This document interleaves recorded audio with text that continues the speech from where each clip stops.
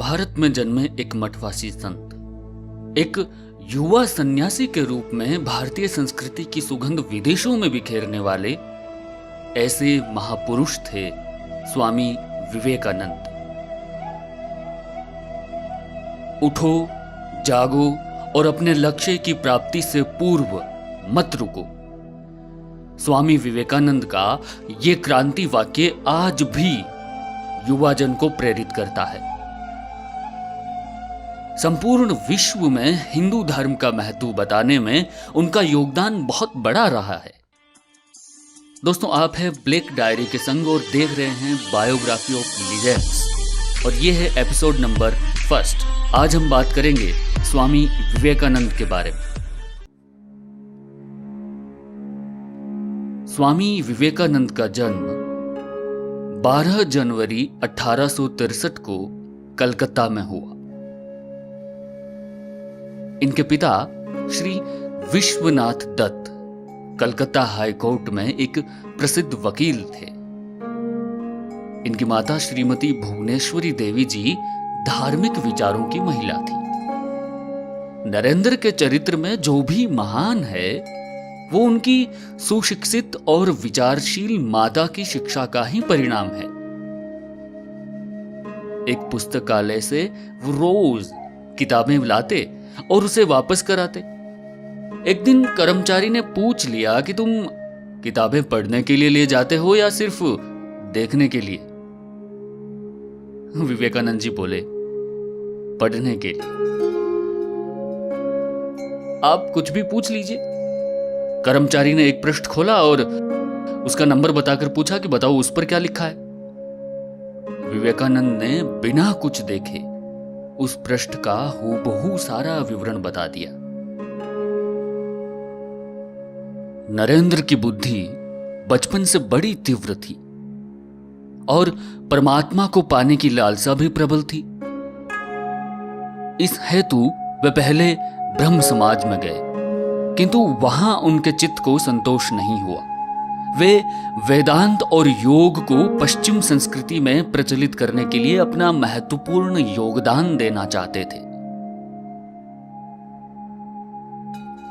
रामकृष्ण परमहंस की तारीफ सुनकर नरेंद्र उनसे तर्क करने के उद्देश्य से उनके पास गए, किंतु उनके विचारों से प्रभावित होकर उन्हें गुरु मान लिया। परमहंस की कृपा से उन्हें आत्म साक्षात्कार हुआ। नरेंद्र परमहंस के प्रिय शिष्यों में से सर्वोपरि थे। 25 वर्ष की उम्र में नरेंद्र ने गेरुआ वस्त्र धारण कर संन्यास ले लिया और विश्व भ्रमण पर निकल पड़े। 1893 में वे शिकागो विश्व धर्म परिषद में भारत के प्रतिनिधि बनकर गए, किंतु उस समय यूरोप में भारतीयों को हीन दृष्टि से देखते थे। लेकिन उगते सूरज को कौन रोक पाया है? वहां लोगों के विरोध के बावजूद एक प्रोफेसर के प्रयास से स्वामी जी को बोलने का अवसर मिला। स्वामी जी ने बहनों और भाइयों कहकर श्रोताओं को संबोधित किया। स्वामी जी के मुख से ये शब्द सुनकर करतल ध्वनि से उनका स्वागत हुआ।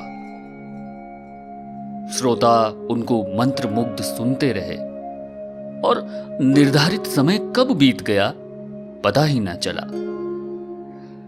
अध्यक्ष गिबन्स के अनुरोध पर स्वामी जी आगे बोलना शुरू किए और 20 मिनट से अधिक बोले। उन्होंने कहा कि जब हम किसी व्यक्ति या वस्तु को उसकी आत्मा से पृथक रखकर प्रेम करते हैं तो फलतः हमें कष्ट भोगना पड़ता है। अतः हमारी कोशिश होनी चाहिए कि हम व्यक्ति को आत्मा से जोड़कर देखें या उसे आत्म स्वरूप मानकर चलें, तो फिर हम हर स्थिति में शोक, कष्ट, रोग, द्वेष तटस्थ रहेंगे, निर्विकार रहेंगे। स्वामी विवेकानंद 4 वर्ष तक अमेरिका के विभिन्न शहरों में भारतीय अध्यात्म का प्रचार प्रसार करते रहे। वर्ष 1887 में वे स्वदेश लौटकर आए। घर लौटकर उन्होंने देशवासियों का आह्वान किया, नया भारत निकल पड़े, मोची की दुकान से, भड़भूजे की भाड़ से, कारखाने से, हाट से, बाजार से, निकल पड़े झाड़ियों से, जंगलों से, पहाड़ों से।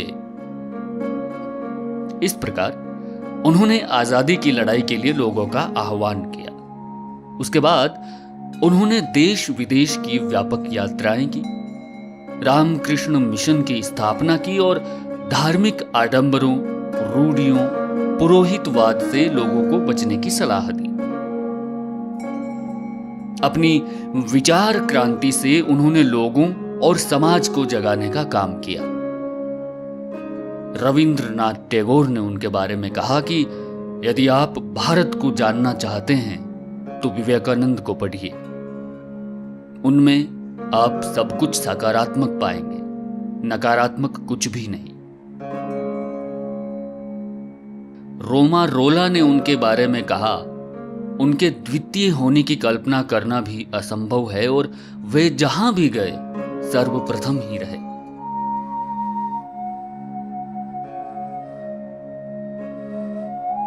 चार जुलाई 1902 को वे 39 वर्ष की अल्पायु में स्वामी विवेकानंद ब्रह्मलीन हो गए। उनके क्रांतिकारी विचार आज भी जन जन को झंकृत करते रहते हैं। दोस्तों, ये थी स्वामी विवेकानंद जी की बायोग्राफी। ये आपको कैसे लगी और इसी तरह की बायोग्राफीज को हम और किस बेहतर तरीके से आप तक पहुंचा सकते हैं, ये आप हमें जरूर बताएं। कमेंट बॉक्स में अपने व्यूज हमारे साथ शेयर करें और जाते जाते ब्लैक डायरी का आप कोई भी वीडियो मिस ना करें, इसके लिए आप हमें सब्सक्राइब कीजिए और जो घंटे का बटन आपको नजर आ रहा है उसे भी आप दबा दीजिए। शुक्रिया।